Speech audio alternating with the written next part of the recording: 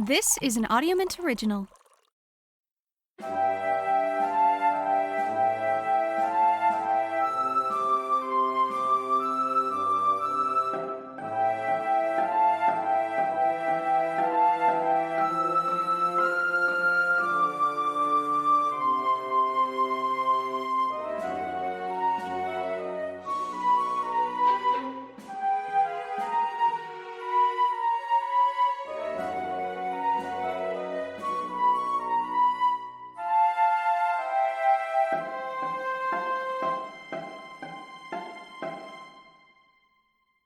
Welcome to Nation of Animation, a cartoon book club podcast for all ages. I'm Ryan. And I'm Brooke. And we are your hosts. And today we're talking about a very special show. This is actually Brooke's favorite show ever. This is her favorite show that's ever been made. This is one of my favorite shows ever, actually. So. Yeah. See, I knew what I was talking about. I told you it was one of your favorites. My favorite, though? No, but it's fine. We'll cover your favorite at some point. Maybe next week, or the week after that, or last week.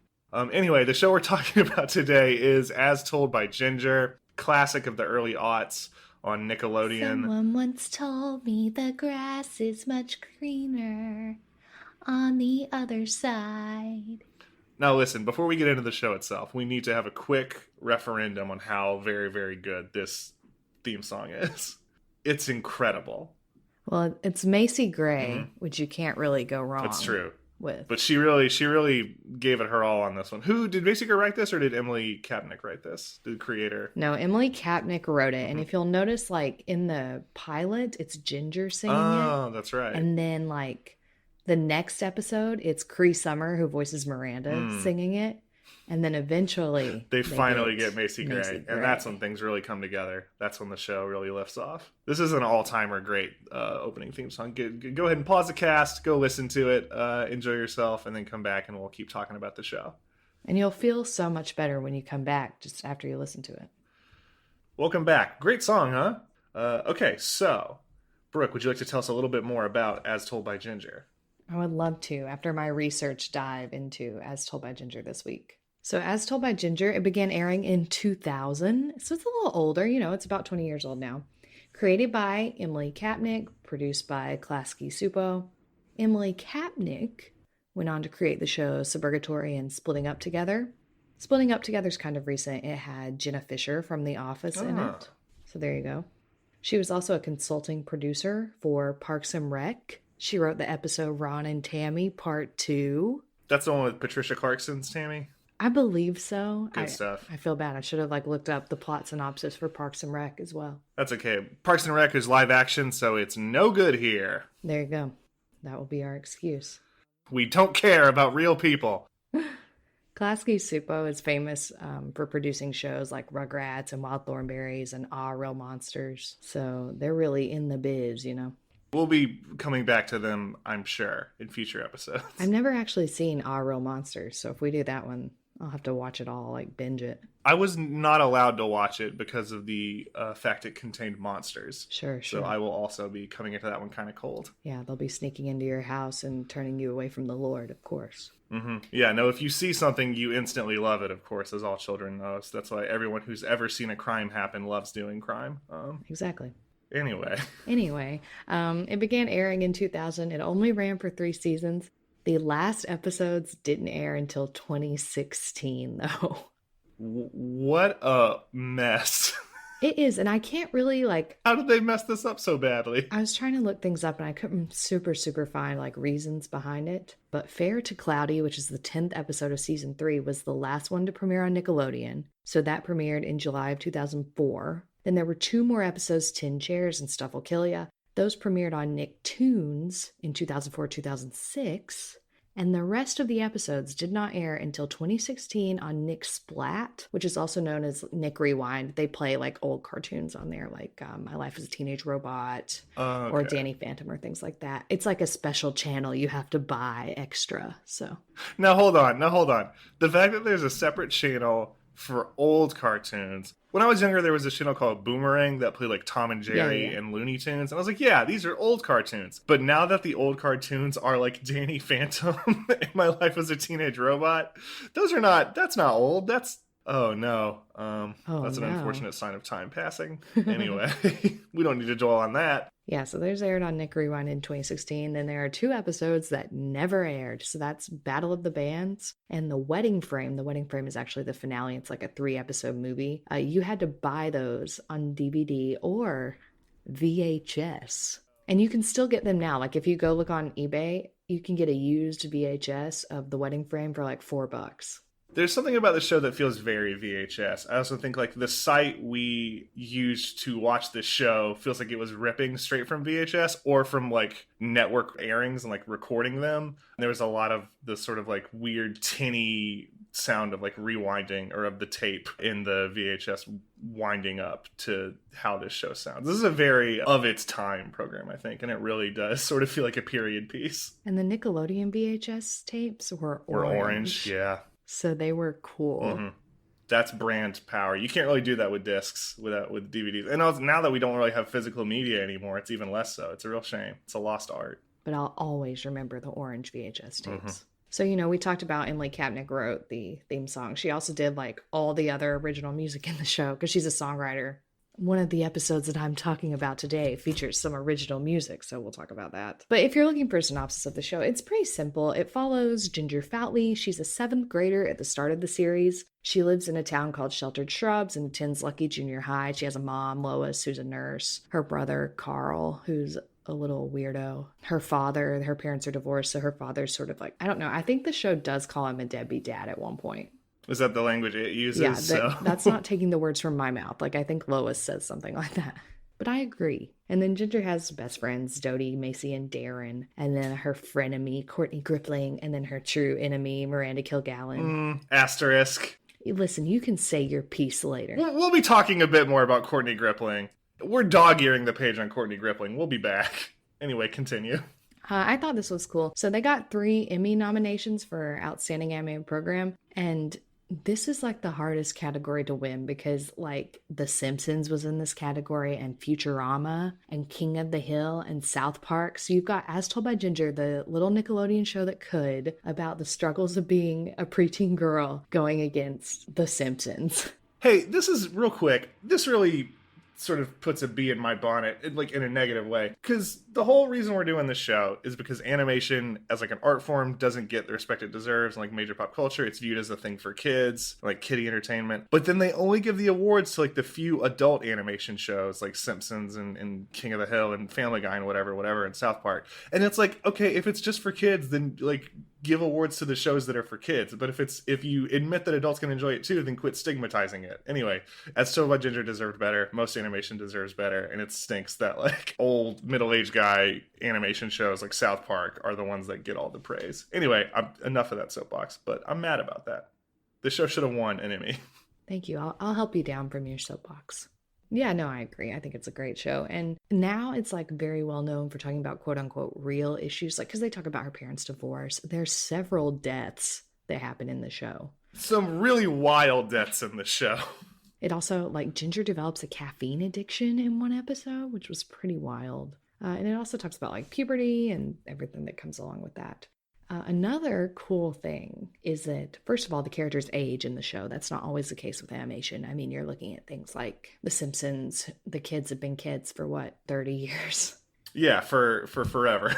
Yeah, so these kids are growing up and like moving up in grades as the season goes. And they also change clothes every episode. And that's such a cool detail. Like, it must have been so much work for the animators to keep like giving them new costume designs, but it really does make them feel more like 3-dimensional and like make time feel like it's actually passing. You know, animated shows usually don't do that because it's more expensive. But I agree. I like that they did it. I thought it was super cool. Voice cast, it's not a whole lot of well-knowns in there, really. Like, not all these people have super done stuff. Melissa Disney voices Ginger. Kenny Blank, who is now known as Ken Michael, voices Darren. Liz George voices Courtney. Aspen Miller is Dodie. Jackie Harris is Macy. And then, though, true voice acting royalty, Cree Summer voices Miranda. Cree Summer, whose IMDb like voice credit list is just a Rosetta Stone of good animation gigs. She has like done everything. What a good get. And I think that she like Miranda is, you know, the mean girl character, but I think Cree Summer really gives her some personality and depth and makes all of her like mean insults feel really well thought out. If you don't know Cree Summer, she also, some other famous roles, she voiced Susie Carmichael in the Rugrats.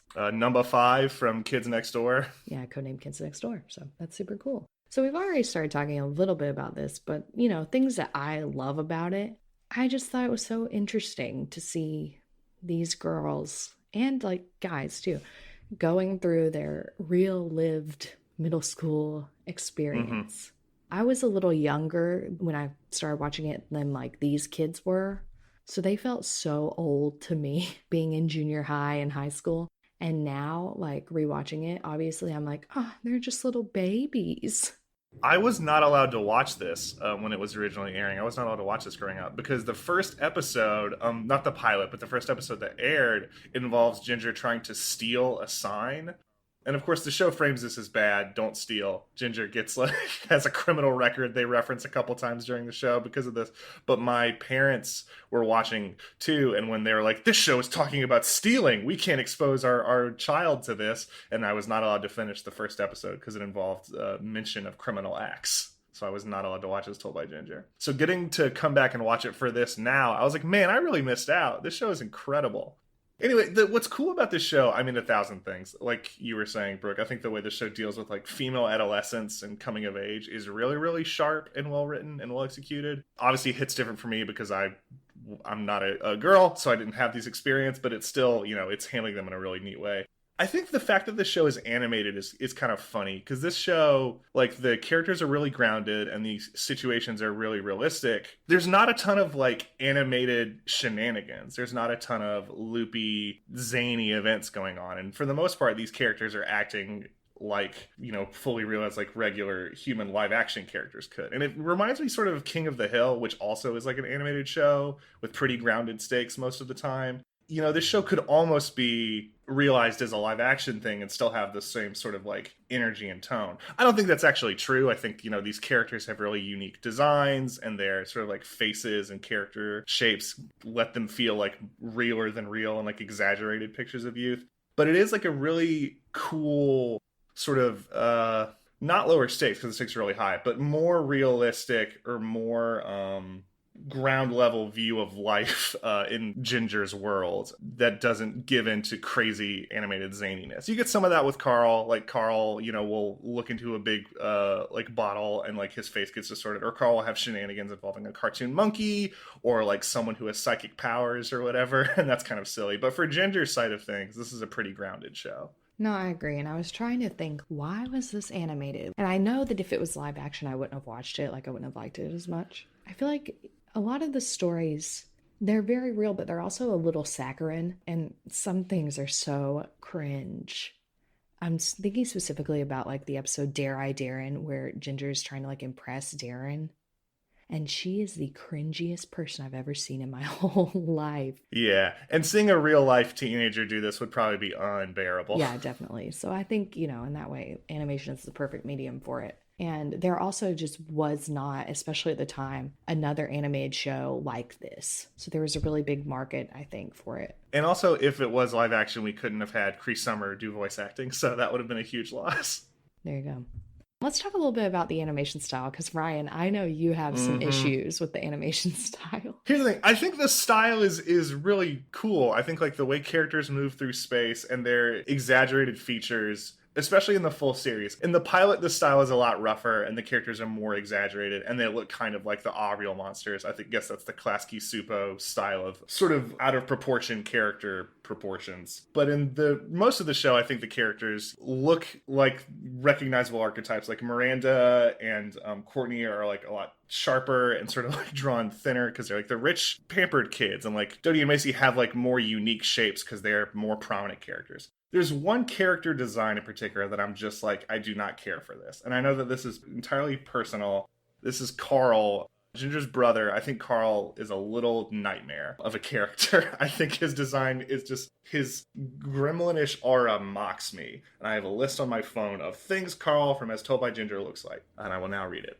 Carl from As Told by Ginger looks like the Eraserhead Baby, a mascot for a team called the name of city Placentas, a cluster of worms pretending to be a human, the souls in the river at the end of Hercules, Salad Fingers, if you know that little weird animated series from around this time. Yeah, I know Salad Fingers. A shaved chihuahua, a melted wax figure of Caillou, wet tofu, a reverse centaur, but with a donkey instead of a horse, a body made with non-name brand skin, all three Oogie Boogie kids from Nightmare Before Christmas rolled into one, a rejected garbage pail kid, and sapient Vaseline. Those are all the things that I think Carl from As Told by Ginger looks like. I think sapient Vaseline was my favorite. Well, you saved it for last. I get your problems with Carl. I don't share them, but I get it. I think there are some other characters that, you know, look a little far afield of what we consider like aesthetically pleasing, and I'm good with that. I'm happy with that. I think that, you know, it's good that they didn't make all the characters look like Bratz dolls or whatever. I think that Hoodsy's character design feels much more true to the like sort of awkward like younger kid energy. Carl just feels like an unflattering, grim mask of goofiness. Hey, I get it. I get it. Okay, I will now quit beating up on a fictional cartoon like middle schooler or elementary schooler. Yeah, stop dunking on Carl. God. Well, it's been 20 years. Maybe he's grown up now. Maybe he looks better. If you've seen the epilogue, you would know what he looks like now. Well, I can't find the wedding frame on VHS, so... You can watch it on the internet if you're clever. You're right. Yeah, Carl does look a little better in the epilogue. I'll let you look at it in your own time. Good for him. We each picked 2 episodes to discuss today, as we are wont to do. But the framing of why we each picked our episodes... Listen, we're here to talk about the real issues of As Told by Ginger. So... I would say, for me personally, Ginger and Darren, original OTP. The only great animation couple from this time period for me. They were just, in my mind, meant to be together. And I feel the same way today. But Ryan feels differently. Okay, so Darren's great. Darren is like a cute neighborhood boy. He has braces for the first season, but he's a little sweetheart for the majority of the series. However... I think if you look at, especially in the early going of the series, there's another character who time and again voices extreme interest in Ginger, perhaps as a friend, but I believe more. And that character is, of course, Courtney Grippling, who, as we will see in the episodes I discuss, has an extreme interest in Ginger, going beyond friendship, verging on obsession, or perhaps something more. Ladies and gentlemen, and otherwise defined of the court, I hereby submit to you that I truly believe that the real OTP of As Told by Ginger is Ginger Courtney. Listen, I'll let you make your case, but you're unlikely to sway me, just so you know. I'm not trying to sway you. Listen, we are hereby on opposing teams. I'm not trying to convince you. I'm trying to convince them.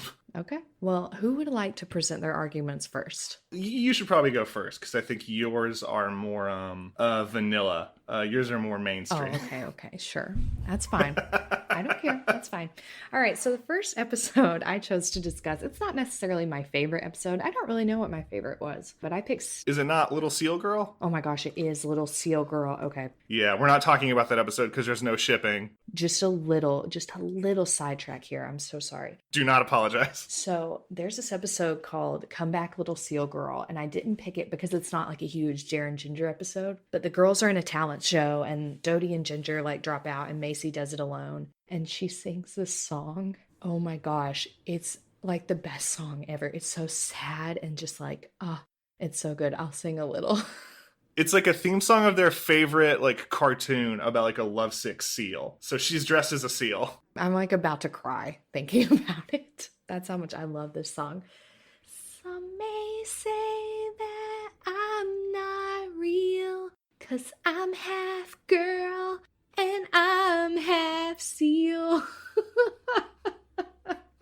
I love it. And it's like, I'm a little seal girl living in the real world, and it's so hard to get by, 'cause seals can't even cry. Comeback Little Seal Girl is incredible. Like, we're not talking about it because there's no shipping. But we're sitting here talking about But it. if there is one episode you watch, you should watch it. It is to As Told by Ginger what I think Band Geeks is to SpongeBob, where it is just like a thrilling artistic achievement. There's not really a joke. It's just very good. So anyway, yes, Comeback Little Seal Girl is a true masterpiece. I'm not going to talk about it anymore because I picked my episodes and I have to let that decision stand. But that's something we both agree on, that Comeback Little Seal Girl is so good. Mm-hmm. All right, so the actual first episode I picked, it's season 2, episode 1, Never Can Say Goodbye. This one was written by series creator Emily Kapnek. So this one, just basic plot. Darren has gotten his headgear off. He had braces the whole first season. Terrible headgear. And now everyone thinks he is like a certified hottie. In the way they did his animation, they gave him the sharpest cheekbones you have ever seen. These things could cut glass.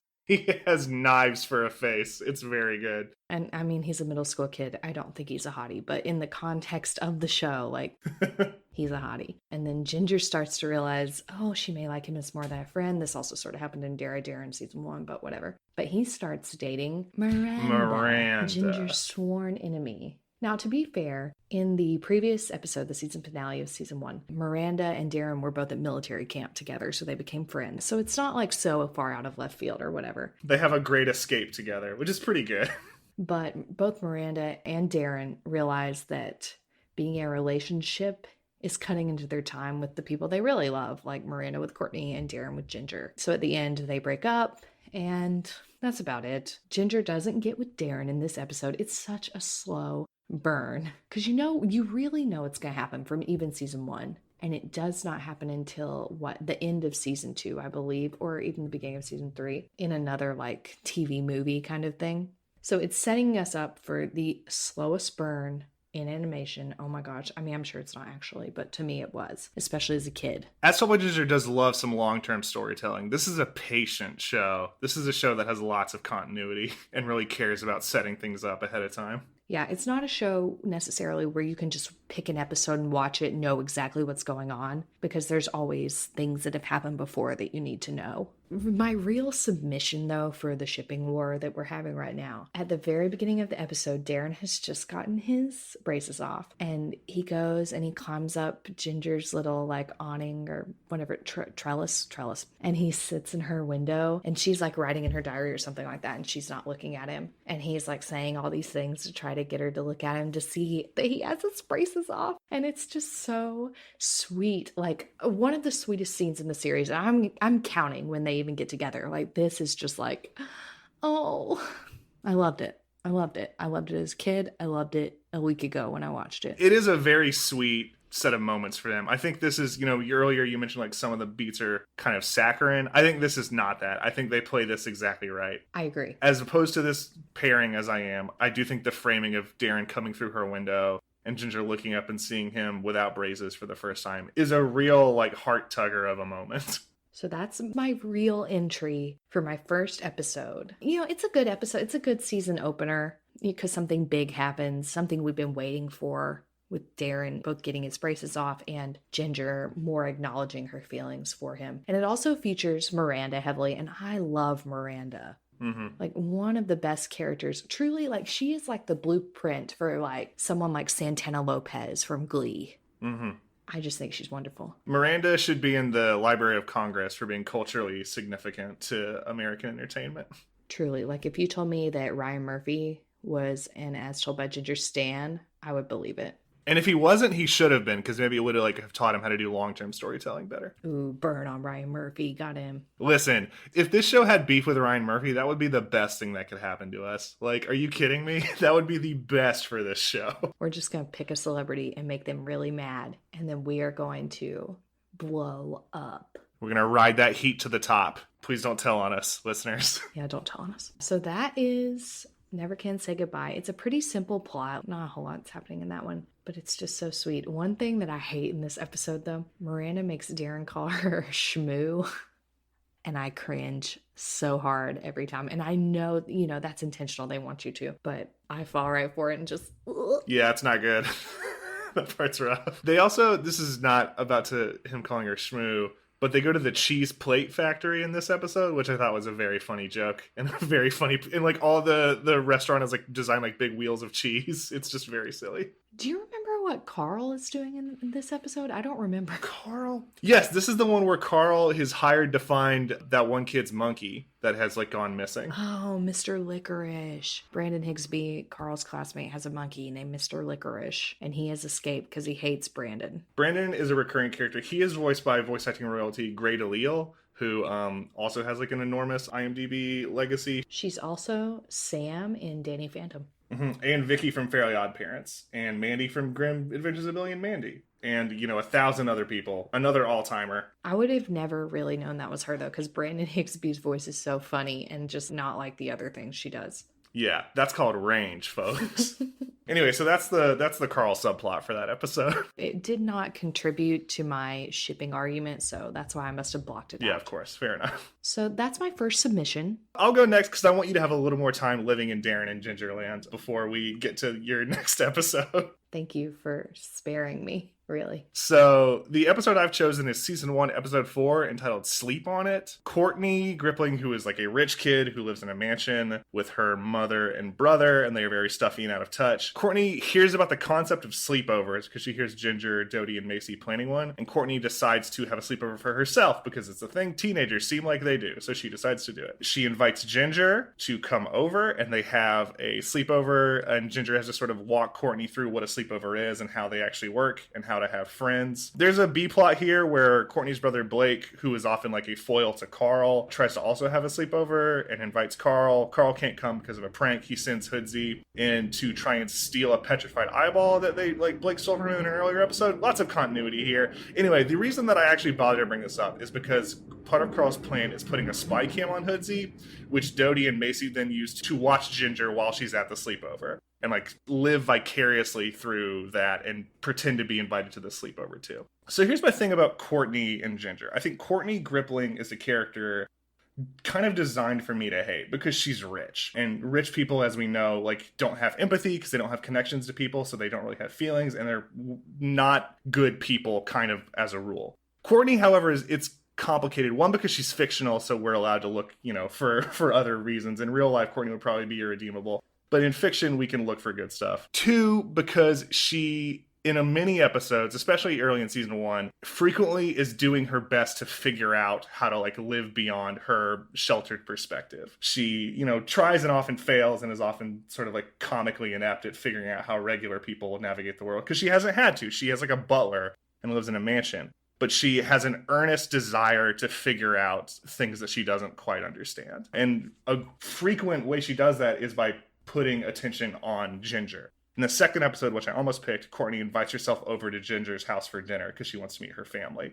Because she's very interested in Ginger and wants to be very close to her. Some might say friend. I do think it's more because Courtney's, like, calling it an obsession makes it sound like it's like a single white female thing, and it's not that. It's not that sinister. But I think Courtney's interest in Ginger is more than friendship. And we see that in episodes like this, where to invite Ginger to the sleepover, Courtney comes to her house in the middle of the night and invites her in person and like won't leave until she gets an answer. She frequently turns to Ginger for approval or input and wants to like make sure that she is happy with what Courtney is doing. This is an episode where Courtney turns to Ginger as a sleepover expert and really hangs on every word she says. And, Ginger, for her part, is appreciative and does enjoy being friends with Courtney, not just because she's, the rich popular girl, but because they do seem to have a real connection to each other. Courtney is so out of touch that she looks up how to host a baby shower as prep for a slumber party. And she's like, well, they've got to be similar, right? And when Ginger arrives first, because Ginger believes that you need to arrive early at a slumber party, maximize the fun time, Courtney gives her a tour of her house. And Courtney verbatim asks Ginger if she likes her boudoir, which is a very funny turn of phrase, or a very funny way to phrase, what do you think of my room? Courtney defers to Ginger as the expert throughout all of this. When they play Truth or Dare, because of course they do, because this is a cartoon slumber party, Courtney, it's Ginger's turn. Courtney asks Ginger, first question, what her deepest, darkest secret is. And my little fanfic thinking heart is oh, she wants her to admit that she's gay. That is admittedly conjecture, but I do think when Ginger confesses she has a crush on a boy, Courtney is disappointed and says, I just would have lied, which feels interesting to me. This episode on the non-shipping front also involves Miranda and another mean girl named Mipsy Mipson trying to make Ginger wet the bed. They are foiled later. However, I just want to mention Mipsy real quick because she is like another one of Courtney and Miranda's little clique. Mipsy is basically the devil. Like, Mipsy just wants to cause problems on purpose. I don't think Mipsy ever gets a subplot where she's given like depth or a reason for how she acts. She just wants to hurt people. And it's kind of funny just that she is so totally willing to be mean. Her family is also like insanely rich. Like, you find out in, I think it's called Valleys on Ice. It's like the TV movie episode. But I don't think as rich as Courtney's family. Capitalism consuming itself, yeah. I get your argument here. Here's the thing. I actually do agree with you. I agree that Courtney is in love with Ginger. I just don't think Ginger feels the same about Courtney. Okay. Interesting. So now, is that a win for me or not? Because I'm being half granted my belief in this ship, but the other half is not. I don't know how to process that, but I'll take it. But yeah, what do you think about this episode? So this episode, well, it harkens back to the pilot. It's like they were trying to get that in here. So in the pilot, Courtney's throwing a party and she invites Ginger to come. And there's a little test of like, if Ginger's cool, she'll know you can't drink the punch or whatever it is. So it's their way of going back to that. The biggest thing I get from this episode, this is maybe where, maybe before this, I don't know, I start to dislike Dodie. Oh no. So Dodie is like Ginger's best friend in the show, whatever. And she wants to be popular so bad and would do anything to do it. Right. Macy is like the nerdy, goofy one. Dodie is the one who's like has like social ambitions and wants to climb like the social ladder of their school. Yeah. Macy's cool. I would never hate on Macy. Never hate the Seal Girl. And this just starts like Dodie. She would betray Ginger in a heartbeat if it meant that she could be Courtney's friend. And she does it in later episodes. Like, she will throw Ginger under the bus anytime. There is something very funny with how frequently Dodie is like is willing to admit she would sell Ginger out for 30 seconds of being popular. Dodie. Like, good for you. Be honest with yourself, Dodie, but maybe also be a good friend. So that's what this episode really sets up for me.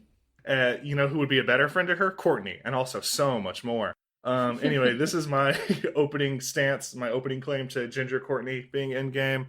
Just quick here before we get to like the next bunch of episodes. There's other moments that I just want to shout out really quickly. There's an episode where Ginger is studying Courtney, where Courtney is studying Ginger, and Courtney tells Miranda that she is trying to learn all of Ginger's Gingerisms. I think that is just like a very sweet and adorable like way to frame what might be a crush. I'm sorry. You get to sit here and present further evidence? I'm sneaking it in. Contained within 2 episodes. Okay, Seal Girl. Yeah, real sneaky. Listen, withdrawn, cheerfully withdrawn for those of us judging at home. Anyway, so what's your next episode? Tell us about this great moment between Darren and Ginger. Well, I can't wait to hear what a fun, exciting, romantic romp they have in your next episode. Oh my gosh, stop. Okay, so I could have picked the episode, which is actually a TV movie, where Ginger and Darren get together. Ginger's sent away to this arts camp, and Darren shows up and is like, I love you, and they kiss and stuff, which is really nice. Instead, I have picked the episode they break up. Which feels like it does my work for me, but go ahead. It's fine. So this is season 3, episode 14. It's called A Lesson in Tightropes. This is one of the ones that did not air originally and was aired on Nicktoons later. So this was written by Emily Kapnek. I might be wrong. It might have aired on Nick Splat, aka Nick Rewind. So this one may have just aired in 2016. Recent As Told by Ginger episode. So the basic plot, at the beginning of the episode, Darren breaks up with Ginger because I wouldn't say he's been cheating on Ginger really, but he's definitely been like canoodling with head cheerleader Simone, because Darren changes as the show goes on, okay? Darren becomes like this big football star once they get to high school. He grows his hair out. Yes, he grows his hair out. But yeah, he breaks up with Ginger. He's so sad about it. She's so sad about it. I was so sad about it. Me, most important of all. So Ginger's obviously distraught because they had been on the rocks a little because she wasn't super into football, but she still knows that she loves Darren and wants to be with him. And then her appendix ruptures. Right. Also, unrelated, her appendix ruptures. The worst day of her life and her appendix ruptures. But Dr. Dave, who is Lois's boyfriend, soon to be fiance, saves her life. They get into like grim detail in Ginger's operation. Like they mentioned that there's like an abscess around her rupture. They mentioned she's hemorrhaging at one point. They get into a lot of like scary detail. I can only imagine watching this as a kid, or I guess in 2016. I mean, it seems like Ginger may die. But then Carl's little thing is Ginger and Carl's dad comes back into the picture. His name is Jonas, and brings her flowers and stuff. And Carl is very resentful of this because he doesn't have a good relationship with their father. He loves Dr. Dave, and he feels like Dr. Dave should be getting more credit because he's the one who did the work of saving Ginger's life. A real good Carl plot. Like, Carl grew up a lot in this episode. Carl grew in my estimation with this stance. Hey, I'm a Carl lover. This episode, I mean, the emotions I felt, the sadness, the anger, everything I'd hoped for Ginger and Darren was just ruined right in front of my eyes. I was so sad. And he wrote her this card because he would not come visit her at the hospital, which, I was mad about that. Coward. Truly. And just saying that he was sorry and stuff. And then he didn't even finish the card, threw it away. Ginger had to find it in the trash. And there is a song in this one called Splinter in My Heart. I think it's pretty good. Emily Kapnek wrote it. There's a song throughout the series that gets made fun of that she sang at Camp Caprice. And it's like, there were copper-colored ponies. And people make fun of it. And I think this one is considerably better. So Ginger got better as a songwriter. There you go. Anyway, the big crux of this episode, whatever. At the end, this guy that Ginger's been talking to, she met him in detention. His name is Orion. He's in the band with her. Their like personal rock band, not like the marching band. He comes and visits Ginger in the hospital and like says that he likes her or whatever. Oh my gosh. Here's the thing about Orion, and I think we're in agreement on this. He sucks. He's terrible. He sucks. He's nothing. He's a nothing burger. He's just empty calories. He comes in and you're like, who the hell is this? He's like wearing like a white t-shirt and jeans. He has no discernible like character design features. He is the most default character creator ass looking son of a gun I've ever seen. What did you say? You saw someone on the internet call him a Gary Sue, and like that's so accurate. Yeah, someone was like, this guy's really a Gary Stu. It's like really a self-insert of someone who's like, ooh, the edgy bad boy that you will like. You must like him. Don't you like him? Don't we all love Orion? And the answer is like, no, not really. Yeah, that made me mad. Also, this episode obviously plays into future episodes.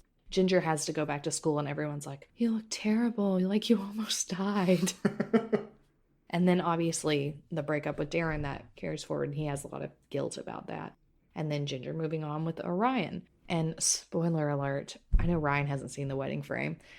At the end of the wedding frame, not the very end, but the end of the like episode before the epilogue, Ginger decides she's ready to commit to Orion, and Simone and Darren come to her mom's wedding together. Oh my gosh. I mean, truly, it broke my heart. Oh, disappointing. But there is an epilogue, dear friends, and that shows us what happened to everyone. So you see the epilogue. Ginger's doing a reading of her book called As Told by Ginger. Hey, that's the name of the show. At this bookstore. And you see in the audience, Carl and Hoodsey are there, and they become like world famous reporters or something like that. Dodie and Macy are there. Dodie has married Chet, who is one of the like school announcement boys. And then Chet Zipper? What's his name? Chet Zipper, yeah. Chet Zipper, another character who like the joke is that he's kind of boring, but okay. And then at the very end of the line, the camera pans to, you see Darren there, wedding ring on, holding a little red-haired ginger-esque baby. Wow. Oh my goodness. Oh, it's just, it was what I wanted. And the reason I picked this episode is because of how it made me feel. Mm-hmm.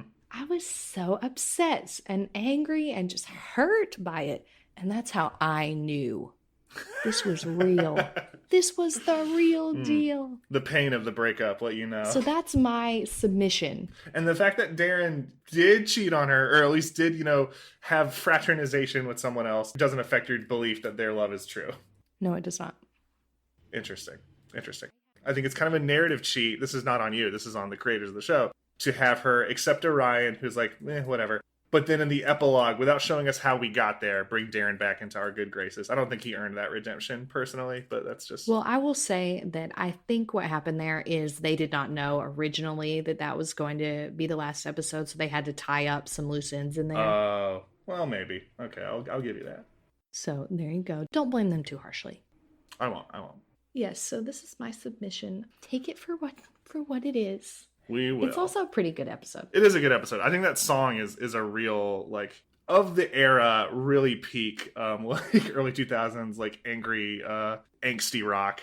Is a good time. And I think it does capture the feeling of betrayal and the feeling of like just being at the bottom of a sea of your feelings that is endemic to like being that age and going through something like that. So it is good storytelling. Do you know who doesn't show up in the epilogue at all? The dad? Well, he's not there, but who else? Another character.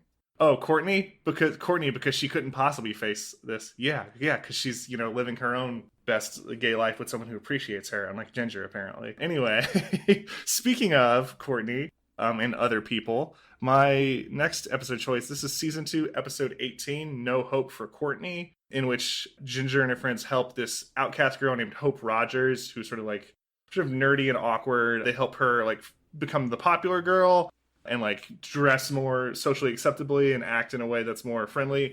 This ends up making Hope the new like alpha girl on campus, pushing Courtney out of the spotlight and her friend group. And of course, this popularity instantly goes to Hope's head, making her like worse than Miranda or Mipsy. She really like immediately does a heel turn and becomes like selfish and cruel. Courtney is, on the rocks here. She's been cast out. And she, of course, turns to her best pal and maybe more Ginger for help. Ginger kind of is a centrist in this episode. Ginger's like, well, why can't you both be popular and friendly? And Courtney, hurt by this, devastated by being rejected by someone, immediately seizes on Dodie. So good for Dodie. Courtney and Dodie finally get to be pals in this episode. Like, eventually they sort of right things and get Courtney back on top. But there is, like, for the majority of the episode, Courtney is, has been socially cast out. And in her grief for the life she's lost, she just dresses like she in Ruin, which is a baseball cap and a gray sweater and jeans. She's looking like Steven Spielberg. That's her idea of like living as a social outcast. I think this is just an interesting episode for Courtney and Ginger because it is Courtney turning to Ginger for help, Ginger having inadvertently like done something to mess up Courtney's lot in life, and the two of them just like being a lot more open and frank with their emotions and how they feel towards each other. I think that the fact that Courtney really feels this rudderless without Ginger's help. It's not even without like Miranda or her other mean girl friends' help. It is Ginger whose rejection makes her sort of spiral out. Dodie's there to help. There's a bit where Courtney is dramatically punching the floor at a party and Dodie says, "The floor might hurt your delicate fists. Here, pound on my hands." And lets Courtney just punch her hands until she gets the feelings out, which is very, very good. Ultimately, this episode kind of has a funny resolution where Courtney and Hope come to like physical blows at a party, but then they start complimenting each other's looks and then they resolve to be friends. Ginger says, "And now you've learned how important it is to be yourself, right?" To which Hope says, "No." Listen, I like Hope. Yeah, I love that they refuse to learn a lesson in this episode. Yeah, Hope is a real bad bitch. Like, she came in, took all Courtney's power, did not learn a lesson, and was just proud of it. Right. And like Courtney doesn't learn a lesson either. She like just has another friend now. And I think this is just like a very sophisticated way of showing that like sometimes people do not learn and do not get better, but things just happen. The subplot of this episode is Carl's substitute retires because she's sick of him and Hoodsy's pranks. No, it's his real teacher. It's not a substitute. It's just his real No, you're right. His real teacher. The substitute comes in and tells him, "I'm so sorry."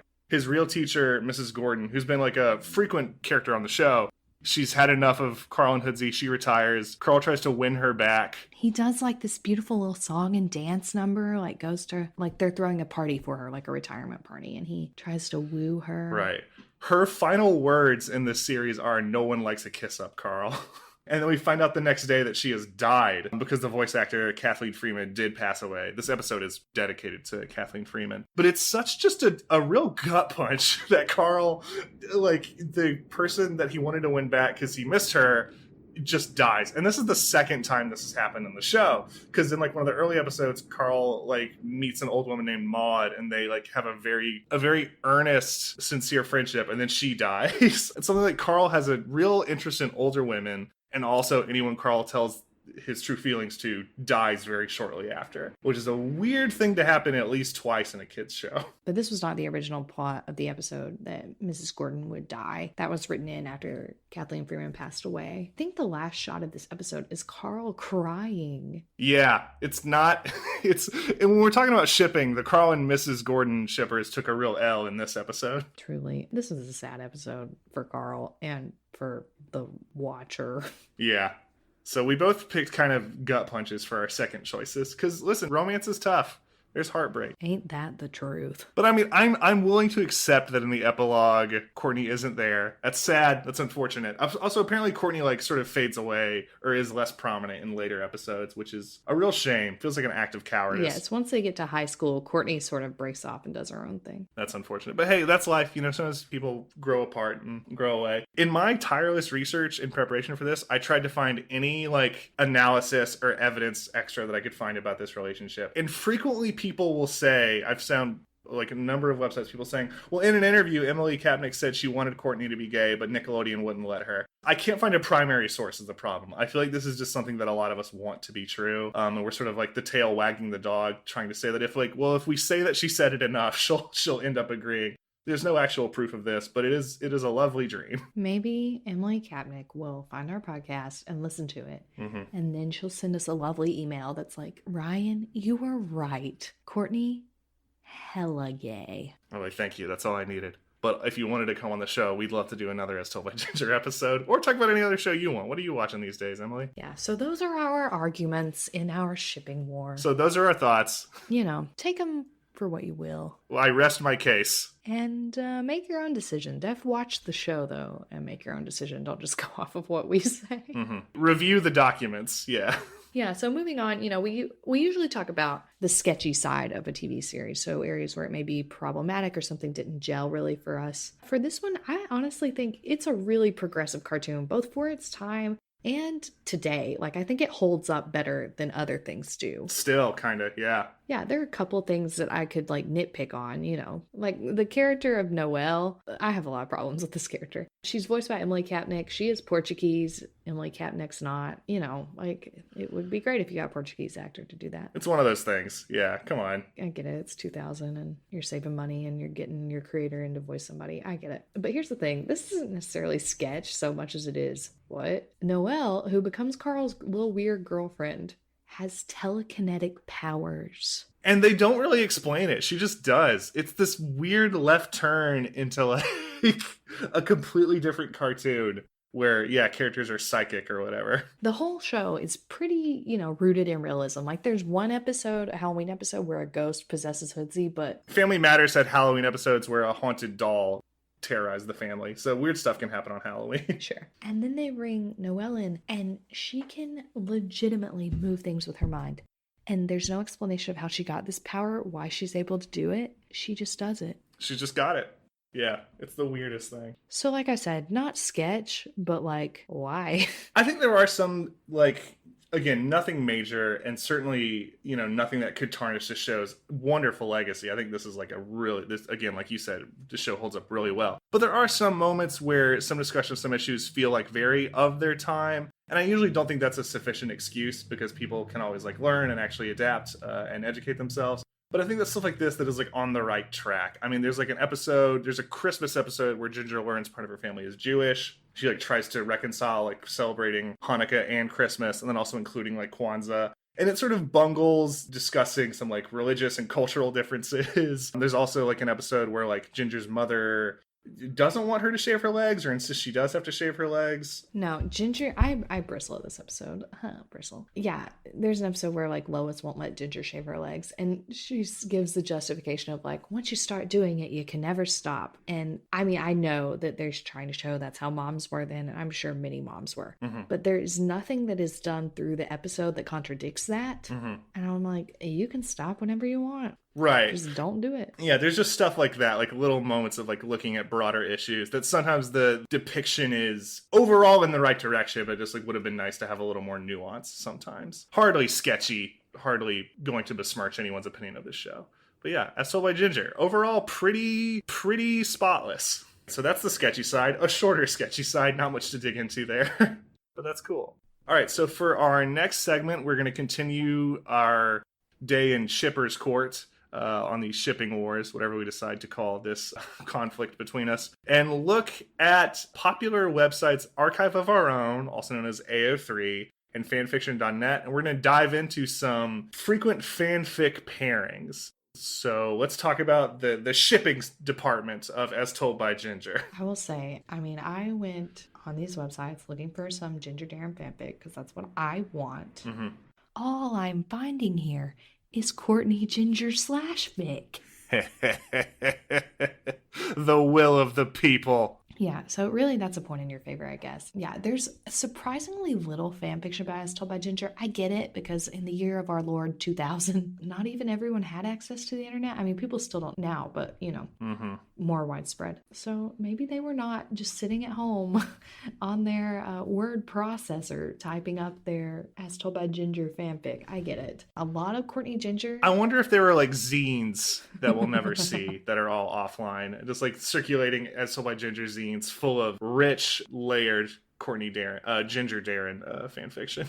We could only hope. We can only hope. If you have any As Told by Ginger zines, please point them our way. Yeah, so it's a lot of Courtney Ginger, but there's some wild stuff on there. So, there's a little bit of Carl Hoodsey, which I could see backed up. Sure, they're best pals. Yeah.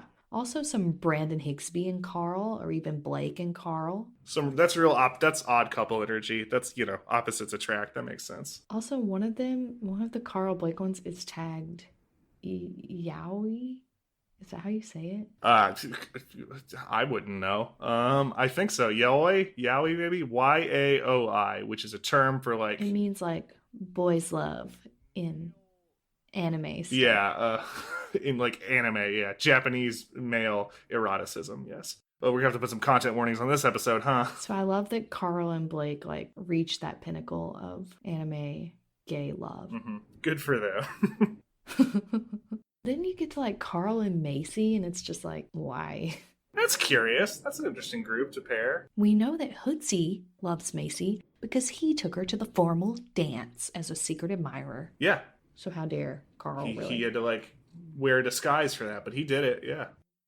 And then there was one that I thought was so funny. It's a Hoodsey like OC fic that was obviously a self-insert of the writer. Of course. Someone just really wanted to hang out with their good pal Hoodsey. Who is out here thirsting so hard for Hoodsey? And then a very funny one. This was like a little crossover fic. Phil DeVille from the Rugrats and Courtney. Perfect. Mm-hmm. That was funny to me. I think it's a darn shame that these ships do not reflect Carl's taste in older women. Because that is something the show is unflinching about, is that Carl finds himself drawn to, septuagenarians and people in AARP. And it's a shame that the AO3 writers haven't caught up with that. So now, Ryan, I want you to give me the most ridiculous ship you can think of from As Told by Ginger. Mm-hmm. Well, so I was thinking about this, and my gut is like, when I say it out loud, or when I first thought of it, I was like, this actually is pretty good, because it's Dr. Dave and Jonas. It's the stepdad and the real dad getting together. I'd be a real enemies to lovers. They'd have a lot of arguments to get to before they could connect, but I think that's my choice. What about you? What's your most off-the-wall pairing? I was going to say Mr. Licorice, who is Brandon's pet monkey. It's the monkey! And Monster, the dog, Carl's dog, who you think is dead the whole time, but he comes back in the wedding frame. Oh, that's fun. That's good. They'd have some fun Homeward Bound shenanigans. That's good. It's a good pairing. I'd read that. Cool. I love fan fiction. Fan fiction is fun, folks. We're going to also try and demystify fan fiction with this show a couple times every now and then. It's good stuff. Okay, so let's go to our final thoughts now. What do we think overall of As Told by Ginger? Personally, I love it. It's got the teen girl experience. It's got a single working class mother. If you're going to watch one episode, you could watch this like out of joint with all the other ones. Watch the nurses strike episode where Lois goes on strike and has to start cleaning houses. Fantastic episode. So good. It's like the nurses strike is great because it also like Lois has to like be a maid and she brings Ginger along, and they have this whole roller coaster of Ginger being like ashamed of her mom being a maid, then like really enjoying working with her, then being ashamed again. I think it looks at like class and labor struggles and like generational relations of class in a really fascinating way. The nurses strike episode is an all-timer for sure. It also was not afraid to explore serious issues, the most that they could on Nickelodeon, which I think was great for the time and for now. And it has given us so much quality shipping material now. Yeah. And I think that comes from how clear and unique the characters are. Like, these are characters that all feel very distinct from one another. So you want to see them in different combinations, both as just characters and also romantically. It really does lend itself really well to shipping. Well, Ryan, besides animation, what are you enjoying right now? Okay, so other than animation, I've been enjoying some video games. Y'all heard about these things? They're great. So at the time of recording, the PlayStation 5 has started to roll out. I don't have one yet because I'm not made of money, but I did go ahead and get the Spider-Man Miles Morales video game where you get to play as the new cool Spider-Man who's like younger and having a lot more cool adventures. I think I really like it. It is a really fun game. If you have a PlayStation system, give it a spin. Swinging around New York is still one of like the best feeling things to do in a video game maybe ever. It's very, very cool. I'm having fun. Great. Brooke, what about you? What are you enjoying outside of cartoon land? I've been watching old seasons of Survivor, and that's been fun. I really liked that. Incredible. Gotta talk about old Johnny Fairplay or whatever his name was. No, I can't get into it. I can't get into it on here. The mastermind. All right, we'll do a Survivor separate show about rewatching Survivor. That's a Patreon exclusive. Yeah, it's a Patreon exclusive. Yeah, we will think of something. Something out pod is what I have so far, but I haven't thought of everything else. So stay tuned for outplay. Anyway, whatever. Great. So thanks for listening to us. We hope you've enjoyed this episode of Nation of Animation. We want to give a quick shout out to Jacob Menke for our show theme and Urvashi Lele for our show art. They are awesome and the pinnacle of professionalism. You can find me online on Twitter at Ryan with Cheese or on Instagram at RaiRaiBooGuy. Brooke, where can they find you? You can find me online on Twitter at TheBrookeSmith or on Instagram at Who is Brooke Smith? Perfect. You can also follow the show using our name. At the time of recording, we haven't set up those accounts, but we surely will by the time you hear this, so don't worry about it. Thanks for listening, and until next time, the state of animation is strong. Strong. Strong.